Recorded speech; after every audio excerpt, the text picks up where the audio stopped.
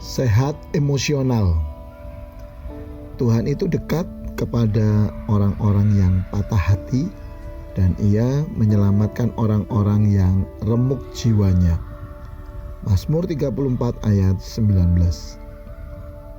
Tahun 90-an, dunia digemparkan oleh sebuah penemuan yang merubah paradigma manusia, yaitu tokoh Daniel Goleman dengan konsep emotional intelligence atau EQ, yang berkata orang yang memiliki kecerdasan secara emosional punya peluang keberhasilan jauh lebih besar dari sekedar kecerdasan intelijensia biasa.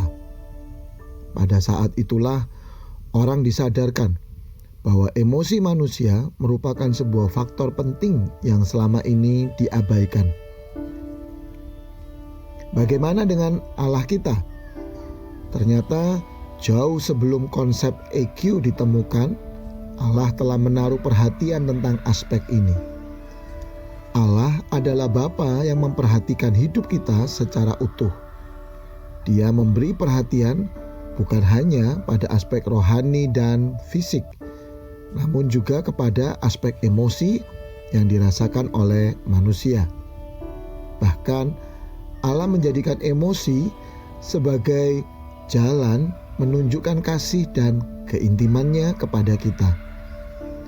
Firman Tuhan menjelaskan pentingnya kita memperhatikan kondisi emosi kita. Karena tanpa pengenalan dan pengelolaan emosi yang tepat, maka banyak dari kita dapat alami masalah atau kegagalan dalam perjalanan iman kita. Beberapa tokoh Alkitab juga tercatat pernah alami kegagalan yang diakibatkan persoalan emosional mereka. Antara lain, Musa gagal karena marah dan meluapkan amarahnya dengan memukul batu.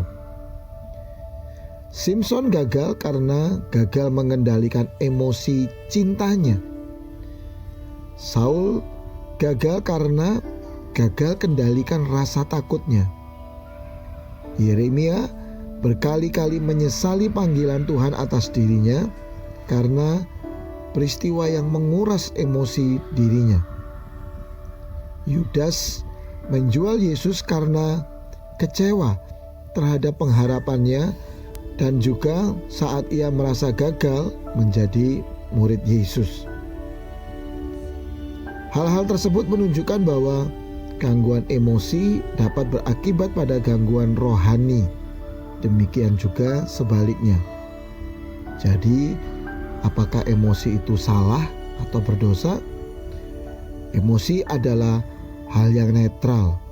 Tidak ada yang baik atau buruk, positif atau negatif. Namun, respon dan cara mengungkapkan emosilah yang sering menjadi sumber permasalahan. Beberapa ciri emosional yang terluka sering diekspresikan dalam dua kondisi yang nampaknya bertentangan sebagai berikut.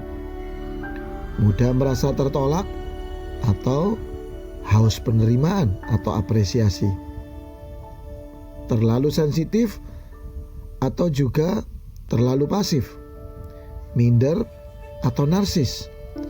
Takut gagal atau takut punya cita-cita.